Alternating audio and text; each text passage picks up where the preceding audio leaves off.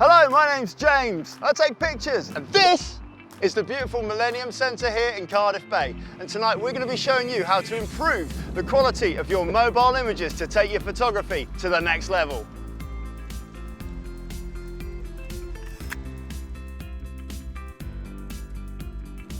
The best camera you have is the one you have with you, and as you know, I love taking pictures on my mobile device. Unfortunately, for low light photography, there are some limitations. I can't connect this phone to a tripod to help stabilise any shots, and it's also sometimes quite fiddly to reach some of those options that are going to give me high quality images, and that's where my Pixar grip comes in.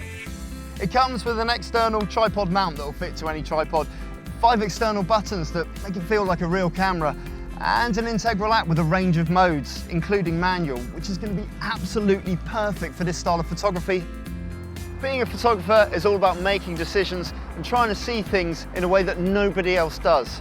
With regards to the angle that we're going to shoot this building, we have 3 options. We have number 1 from the front like this, or we can shoot underneath like this, or we can shoot it from the side like this. It's a less expected angle and transforms the shape of the building, giving us completely different lines. So we've chosen our angle, and now it's time to set the composition by using this tripod. Remember, we need to use the tripod in low light to help with the stability of the shot. You might be thinking, hey James, I don't own a tripod. Don't worry about it, provided you can find a stable flat surface, picture will stand anywhere. So the first thing we need to do is set our app into manual mode. Then we need to set our file format from JPEG into TIFF. It gives us a much larger digital output and will increase the quality of your image. Now we're going to change the ISO of the camera. The ISO relates to the sensitivity of the camera to light. The higher the ISO, the more sensitive it is to light. But unfortunately it makes images really grainy. So we're going to choose a nice low ISO to decrease that grain and give us a better quality of image.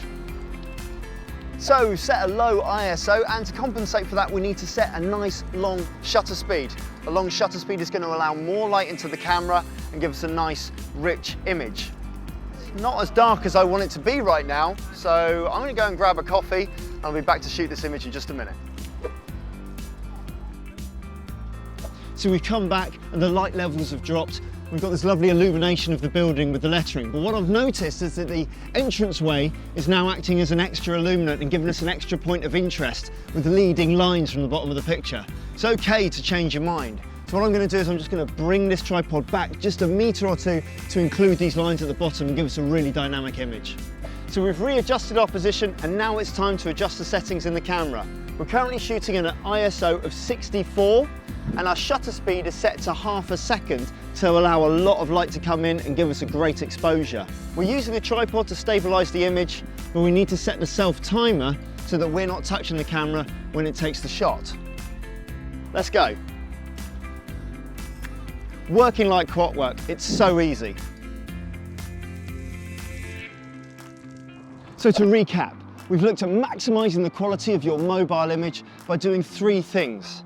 Firstly, we've employed the use of a tripod and a self-timer to steady your camera in low light conditions.